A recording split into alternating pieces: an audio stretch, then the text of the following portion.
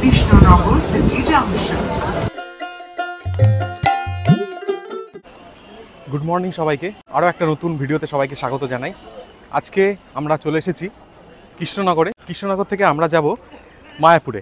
নতুন একটা সুন্দর ভিডিও নিয়ে চলে এসেছি, আশা করছি ভিডিওটা ভালো হবে।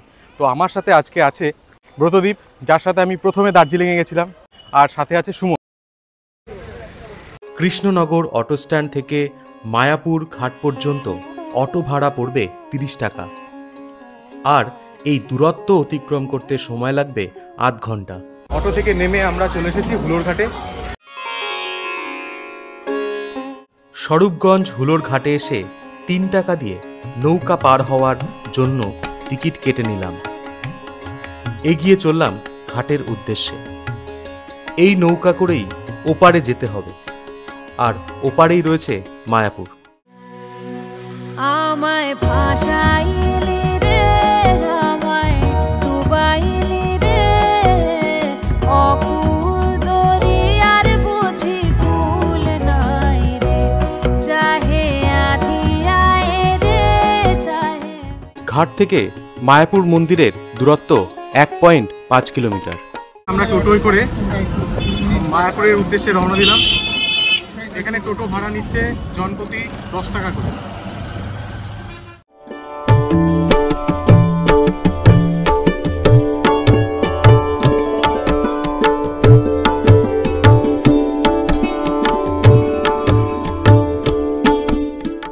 দূর থেকে দেখা যাচ্ছে মায়াপুরের নবনির্মিত চন্দ্রোদয় মন্দির।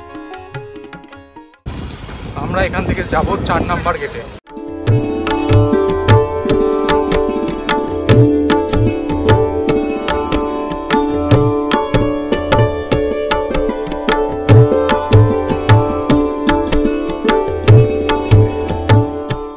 আমাদের ভবন নেওয়া হয়েছে ঈশ্বরধায়ন, তো সেখানে যাওয়ার জন্য আমাদের 4 নাম্বার গেটে নামতে হয়েছে। তো সেই 4 নাম্বার গেট থেকে আমরা টোটোয় করে 10 টাকা দিয়ে আমরা যাচ্ছি আমাদের সেই ভবনে।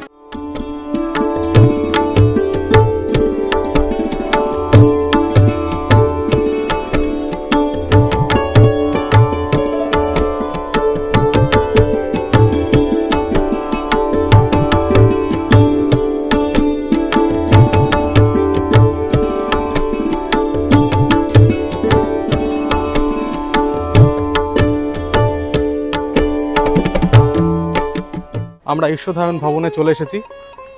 কি অসাধারণ ফুল দিয়ে কি সুন্দর করে সাজানো রয়েছে ভবনটি, দারুণ জায়গা।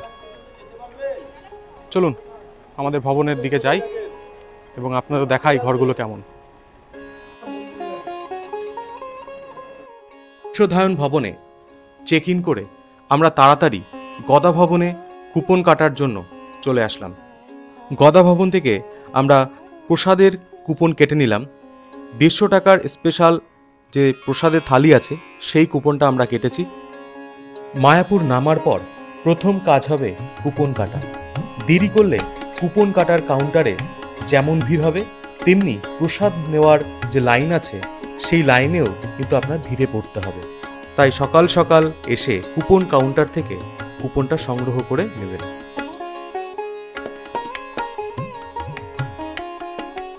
ঈশ্বরধায়ন ভবনে এসি নন এসি 2 রকমের রুম আপনারা পেয়ে যাবেন। এখানে লিফটের ব্যবস্থা আছে। এটা আমাদের ঈশ্বরধায়ন ভবনের রুম। এই রুমের ভাড়া পড়েছে 1000 টাকা। রুম খুবই পরিষ্কার পরিচ্ছন্ন, সাজানো গোছানো। ঈশ্বরধায়ন ভবন থেকে নতুন মন্দির দেখা যাচ্ছে। এবার যাচ্ছি মূল মন্দিরটা একটু দেখব, আর তারপর সেখান থেকে আমরা গদা ভবনে যাব আমাদের লাঞ্চের জন্য। যে কুপন কাটা সেখানে যাব, আমরা লাঞ্চটা করব।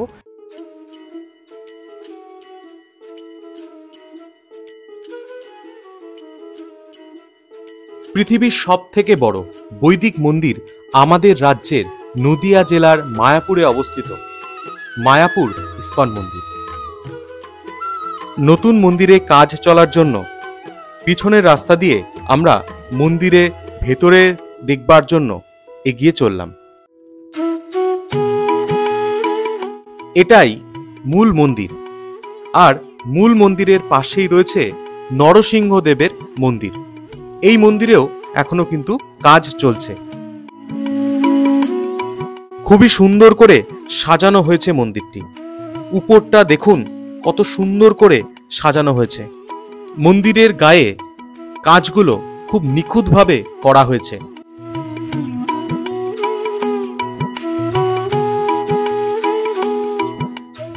এই মন্দিরটি কমপ্লিট হয়ে গেলে 10,000-এর বেশি ভক্ত মন্দিরের পুজো আরতি দেখতে পাবেন।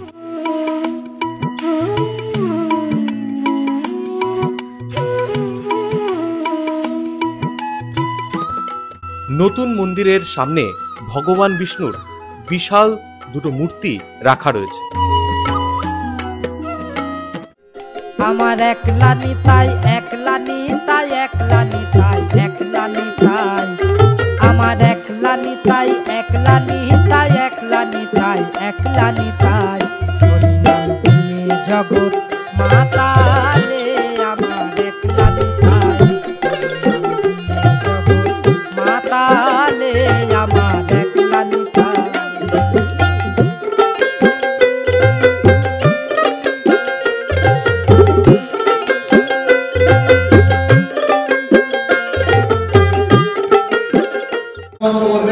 तो अभी बोलता हूँ और सकल मिले एक साथ बोलबे। प्रसाद पाने के पहले एक बार हरे कृष्ण का मंत्र बोलना है। आप बोलेंगे हमारा साथ साथ एक साथ में बोलना है। तो दो हाथ उठाइए, दोनों हाथ जोड़िए, दोनों हाथ जोड़िए। हरे कृष्णा,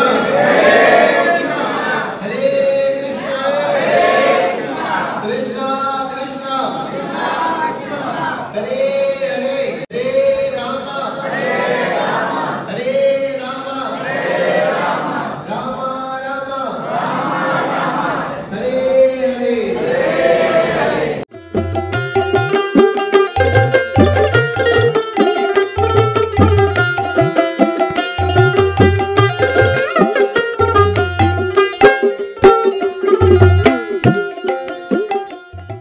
আজকে যেহেতু রবিবার, তাই ভালোই ভিড় হয়েছে মায়াপুর ইস্কন মন্দিরে।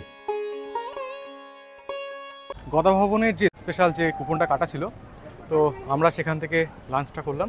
তো অসাধারণ ছিল ওদের ব্যবস্থাপনাগুলো, দারুণ খেলাম। কিন্তু এখন মায়াপুরে কিন্তু প্রচণ্ড গরম। এই কটা দিনের মধ্যে ভালোই গরম পড়ছে মায়াপুরে।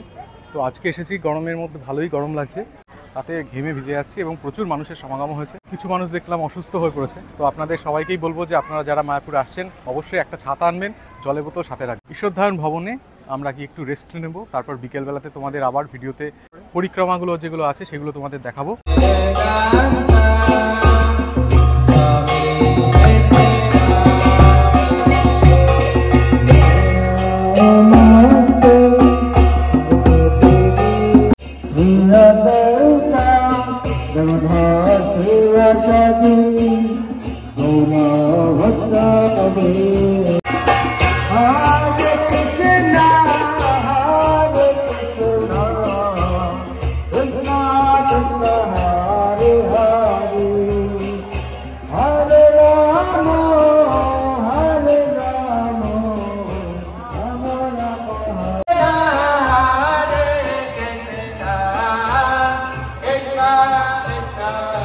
এটাই ইস্কনের মূল মন্দির। এখানে প্রতিদিন সন্ধ্যা 6টার সময় আরতি হয়, আর ভোর 4:30-র সময় মঙ্গল আরতি হয়।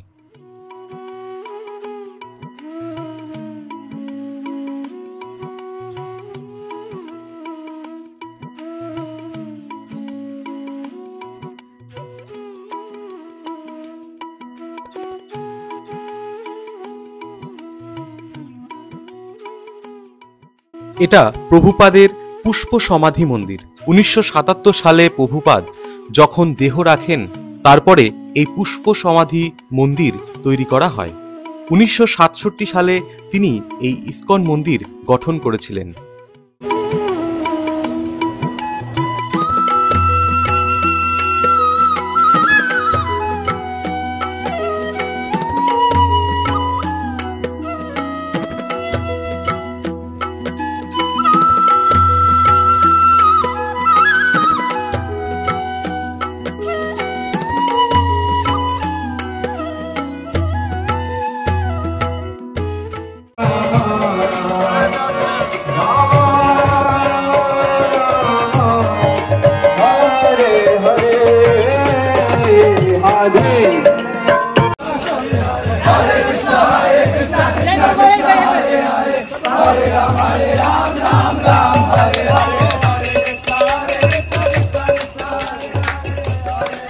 গুড মর্নিং সবাইকে। রাতের বেলাতে ঝড় হয়েছে এখানে মায়াপুরে। সকালবেলা উঠতে না উঠতেই এত সুন্দর পরিবেশ, আর পাঁচতলার আমাদের রুম থেকে সূর্য মানে ওঠার যে মুহূর্তটা বেশ দারুণ লাগছে।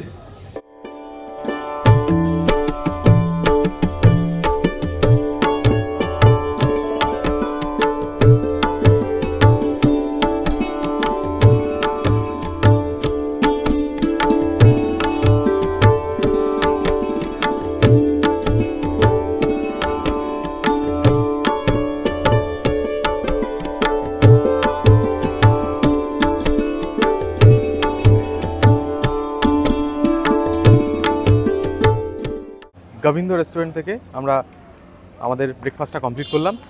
এবার আমরা যাব গোশালার দিকে। এই রাস্তা দিয়ে গোশালা যাওয়ার রাস্তা, তো এই রাস্তা দিয়ে টোটো আর গরুর গাড়িতে করেই সাধারণত যাই। আমাদের ইচ্ছা আমরা গরুর গাড়িতে করে যাব।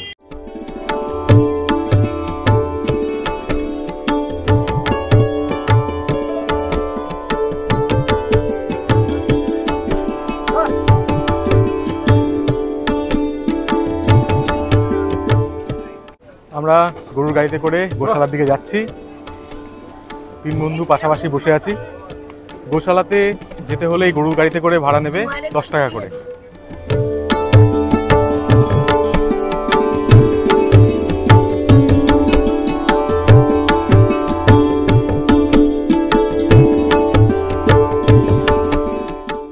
গরুর গাড়িতে করে পৌঁছে গেছি আমরা গোশালায়।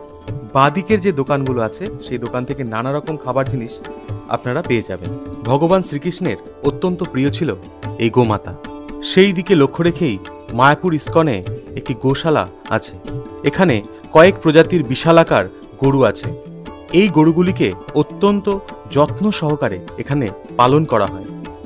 এই গোশালা থেকে উৎপন্ন দুগ্ধ এবং দুগ্ধজাত দ্রব্য মায়াপুর ইস্কনে পূজা অর্চনা ও প্রসাদের কাজে লাগানো হয়।